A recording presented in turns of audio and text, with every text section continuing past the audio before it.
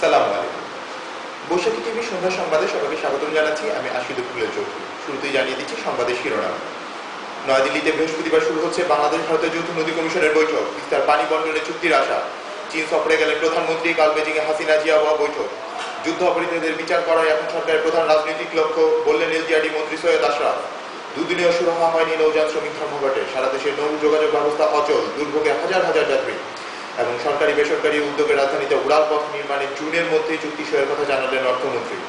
এতক্ষণ শুনছিলেন শিরোনাম, এবারে বিস্তারিত। ভারতের রাজধানী নয়াদিল্লিতে বৃহস্পতিবার শুরু হচ্ছে বাংলাদেশ ভারতের যৌথ নদী কমিশন জেআরসি এর 37তম বৈঠক। দীর্ঘ 5 বছর পর শুরু হওয়া এই বৈঠকে অংশ নিতে 15 সদস্যের বাংলাদেশি প্রতিনিধি দল নিয়ে আজ সকাল 8টার দিকে ঢাকা ছাড়েন পানি সম্পদ মন্ত্রী রমেশ চন্দ্র সেন। বৈঠকে ভারতের 25 সদস্যের প্রতিনিধি দলের নেতৃত্ব দিচ্ছেন সেদেশের পানি সম্পদ মন্ত্রী পবন কুমার বনসা। বৈঠকে তিস্তা নদী পানি বন্টন নিয়ে কম বেশি 20 বছর মেয়াদী একটি অন্তর্বর্তীকালীন চুক্তির আশা করছে বাংলাদেশ। তবে অন্যান্য অভিন্ন নদীর পানি বন্টন, সীমান্ত নদীর ভাঙন রোধ সহ নদীর পানি ব্যবস্থাপনার বিষয়ে সম্পর্কেও আলোচনা হবে। 5 দিনের রাষ্ট্রীয় সফরে আজ চীনে পৌঁছেছেন প্রধানমন্ত্রী শেখ হাসিনা। চীনের স্থানীয় সময় রাত 8টার দিকে বেজিং বিমানবন্দরে প্রধানমন্ত্রী অভ্যর্থনা জানান সে দেশের দক্ষিণ এশিয়া বিষয়ক সহকারী পররাষ্ট্রমন্ত্রী হু জিনজু। এরপর তাকে মোটর শোভাযাত্রা করে চীনের রাষ্ট্রীয় অতিথি ভবনে দিয়াবুতাইয়ে নিয়ে যাওয়া হয়। সফরকালে প্রধানমন্ত্রী সেখানেই থাকবেন। আগামীকাল সকালে গ্রেট হল অব দ্য পিপলসে আনুষ্ঠানিক সংবর্ধনা দেওয়া হবে। বিকেলে সেখানে চীনা প্রধানমন্ত্রী হু জিনটাওয়ের সঙ্গে আনুষ্ঠানিক আলোচনা করবেন তিনি। আলোচনা শেষে অর্থনৈতিক ও কারিগরি সহযোগিতা, শাহজালাল সার কারখানা স্থাপন ও 7ম বাংলাদেশ চীনমৈত্রী সেতু নির্মাণের জন্য 3টি চুক্তি স্বাক্ষরিত হবে। যুদ্ধ অপরাধীদের বিচার করাই এখন মহাজোট সরকারের প্রধান রাজনৈতিক লক্ষ্য বলে জানিয়েছেন স্থানীয় সরকার মন্ত্রী আওয়ামী লীগের সাধারণ সম্পাদক সৈয়দ আশরাফ। আজ বিকেলে মুক্তিযোদ্ধা সভা আয়োজিত এক আলোচনা সভায় তিনি আরো বলেন, নতুন প্রজন্মের কাছে দায়মুক্ত হতে বিচার করতেই হবে। বুধবার বিকেলে আওয়ামী লীগ আয়োজিত অপর আলোচনা সভায় সৈয়দ আশরাফ আরো বলেন, অনেকেই মনে করছেন যুদ্ধাপরাধীদের বিচার করলে বিশ্বের কিছু দেশ সরকারের প্রতি ক্ষুব্ধ হবে এবং জাতি বিভক্ত হবে। তিনি বলেন, এটা ভুল ধারণা। তিনি বলেন, যুদ্ধাপরাধীদের বিচার না করার জন্য বিভ্রান্তি ও আতঙ্ক সৃষ্টি করে সবার দৃষ্টি অন্যদিকে সরিয়ে নেওয়ার জন্য এ ধরনের অপচেষ্টা চলছে। সভায় আওয়ামী লীগের শীর্ষস্থানীয় নেতারাও বক্তব্য রাখেন।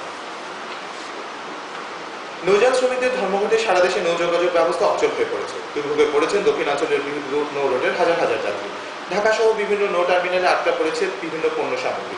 ধর্মঘটের কারণে আজ ঢাকা সদরঘাট ফাঁকাই ছিল। দেশের কোনো টার্মিনাল থেকে বেসরকারি মালিকানাধীন লঞ্চ ছাড়তে দেখা যায়নি। তবে বিআইডব্লিউটিসি এর যাত্রীবাহী 2টি স্টিমার বরিশাল ও খুলনায় আজ সন্ধ্যায় ছেড়ে গেছে। ধর্মঘটের উদ্দেশ্যে নৌযান শ্রমিকরা সদরঘাটে মিছিল বের করলে বাংলাদেশ নৌযান শ্রমিক লীগের কর্মীরা ধর্মঘট প্রত্যাহারের দাবিতে পাল্টা মিছিল করেন। জুনের মধ্যে রাজধানীতে এলিভেটেড এক্সপ্রেস ওয়ে বা উড়াল পথ নির্মাণের জন্য বিভিন্ন বেসরকারি প্রতিষ্ঠানের সঙ্গে চুক্তি করা হবে বলে জানিয়েছেন অর্থমন্ত্রী আবুল মাল আব্দুল মুহিত। আজ দুপুরে রাজধানী সোনারগাঁওয়ে অর্থনৈতিক বিভাগের দক্ষিণ কোরিয়া পার্লামেন্টারি একটি প্রতিনিধি দলের সঙ্গে দেখা করার পর অর্থমন্ত্রী সাংবাদিকদের আরো বলেন, সরকারি বেসরকারি অংশীদারিত্ব বা পিডিবির অধীনে এটি হবে সবচেয়ে বড় প্রকল্প। এবারে বাজেটে পিডিবির জন্য বরাদ্দ করা 2000 কোটি টাকার পুরোটা খরচ না করলেও বিদ্যুৎ, শিক্ষা ও স্বাস্থ্য খাতে কিছু প্রকল্প বাস্তবায়িত হবে বলে অর্থমন্ত্রী আশা প্রকাশ করেছেন।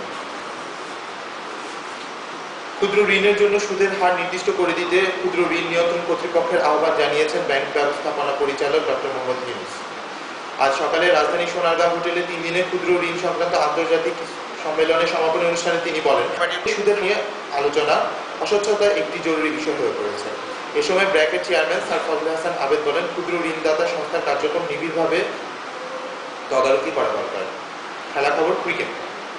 পার্থে সিরিজের তৃতীয় ম্যাচে পাকিস্তানকে 135 রানে বিশাল ব্যবধানে হারিয়েছে অস্ট্রেলিয়া।